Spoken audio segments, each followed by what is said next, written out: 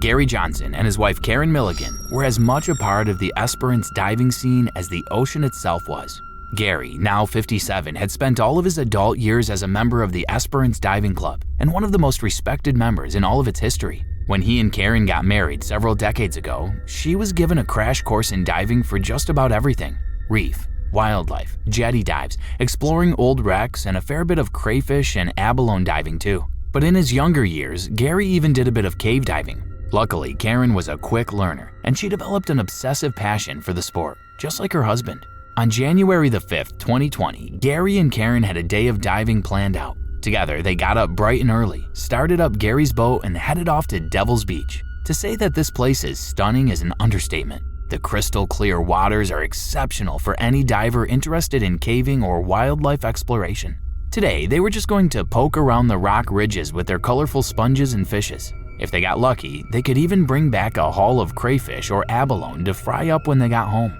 They drove out a good way in and threw down the anchor beside a rocky reef that Gary had been visiting for years now. It was a favorite place for Gary, and one that very few people bothered to ride out to, so the mussels and crayfish were usually abundant, not to mention the virtually undisturbed ocean life teeming down there. Perfect to test out the brand spanking new underwater camera that he'd given to Karen for Christmas. Gary got his tank, mask, and the rest of his gear on. This first trip down was not to sightsee just yet. First, he needed to tie a rope from the boat to a rock at the bottom of the ocean that acted like a second anchor. The waves weren't terribly large that day, but even a small one could displace the anchor, so Gary never missed implementing this second precaution. And speaking of precautions, Gary was a stickler for the rules. He never went on any dive without going through every single precaution with a fine-tooth comb, and today was not going to be any different. Along with the rest of his gear, he strapped on a shark shield onto his wrist. This simple device emits a three-dimensional electrical wave that affects the extremely sensitive bundle of nerves on a shark's snout, causing them just enough discomfort to make them turn away without seriously harming them. Once before, Gary had accidentally gotten the anchor rope tangled around his hand, causing the shark shield to malfunction and give him an extremely painful shock. The shock it emits is not deadly by any means, but when you're strapped to an oxygen tank and a quick heart rate and heavy breathing can cause oxygen toxicity, let's just say that it's not advised that you get startled by a painful zap down there under the water. So Gary went down with the rope in hand, Karen right behind him. Both of their shields were activated for the time being, but when he reached the rock, which was 15 meters below on the seabed, he switched it off while he secured the rope. His ritual was always the same: secure the line, then reactivate the shield before heading back up. Below her, Karen saw Gary upside down, his feet pointing up as he secured the lead rope. He looked so funny, suspended the wrong way around like that Karen snapped a picture of him. And then there was chaos below her. A 16-foot gray body shot out from behind another crop of rocks, streaking toward Gary like lightning. Those seconds of that shield being deactivated was all that the shark needed to attack.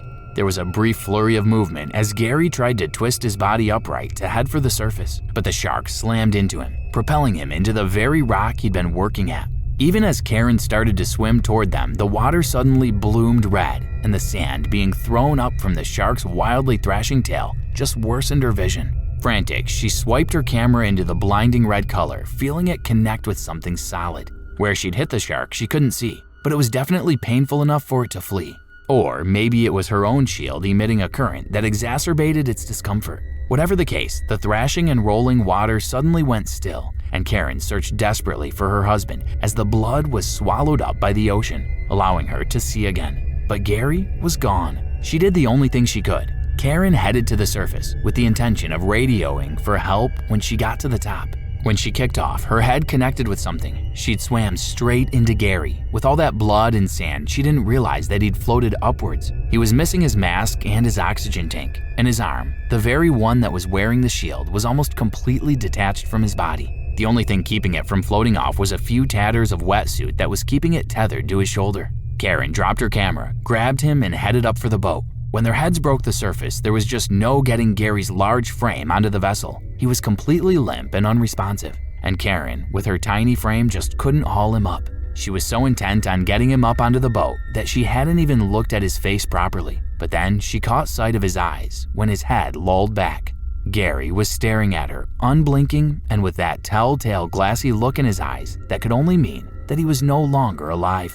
Karen had been trying to get her dead husband onto the boat for the better part of 15 minutes, nearly drowning herself as she pushed and strained herself to the point of utter exhaustion. The realization hit her. She needed to release Gary. If she continued to hold on to more than 6 feet of dead weight, she'd be dragged down too. So Karen let go, watching her husband of 14 years, her best friend in the world, slowly sink down into the clear blue. She barely had enough strength left to pull herself up the craft, and for a panicked second, Karen thought that her arms were going to give in and that she was going to drown after all. But she managed to make it up and radio for help despite her exhaustion.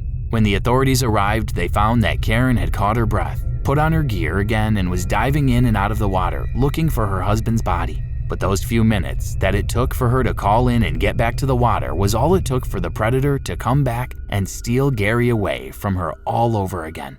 Gary was gone, and Karen had done all she physically could to bring him home. But a tiny 130-pound woman is no match for the sheer force of the ocean and its most fearsome hunter. The investigation found that Karen's camera hit the shark hard enough to collect DNA, proving that it was indeed a great white, like she'd reported. But of Gary's remains, they found not a single piece to bring back to shore. The gentle giant had been claimed by the sea forever. There is a silver lining to this absolutely harrowing ordeal though. Gary's death prompted the Australian government to fund the eradication of 3 separate shark towers in that area. From those towers, patrols could restock supplies, get together to plan research, and get better reception to send out alerts. Their construction has led to a reduction of 30% less fatalities every year since they went into operation. So at least a few souls won't have to suffer through the ordeal that Karen had to, and a few more wouldn't have to face their own final affliction.